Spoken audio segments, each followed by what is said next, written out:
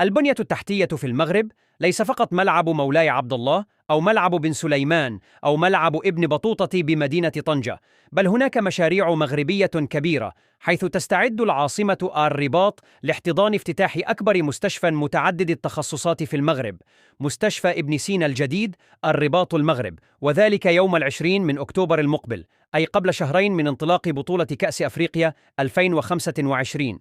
ويمثل هذا المشروع الصحي الضخم إضافة نوعية للبنية التحتية الطبية بالمملكة، حيث شيد على مساحة إجمالية تناهز 280 ألف متر مربع، ويضم أزيد من 600 سرير مجهز بأحدث التجهيزات الطبية. كما سيوفر المستشفى خدماته عبر طاقم يفوق 4500 من الأطر الطبية وشبه الطبية والإدارية، بما يعزز قدرات المنظومة الصحية الوطنية ويستجيب لتزايد الطلب على الخدمات الاستشفائية ذات الجودة العالية. هذا الافتتاح المرتقب يعكس التوجه الاستراتيجي للمغرب نحو تعزيز العرض الصحي، تماشياً مع الإصلاحات الكبرى التي تشهدها البلاد في مجال تعميم التغطية الصحية وتحسين ولوج المواطنين إلى خدمات علاجية متطورة.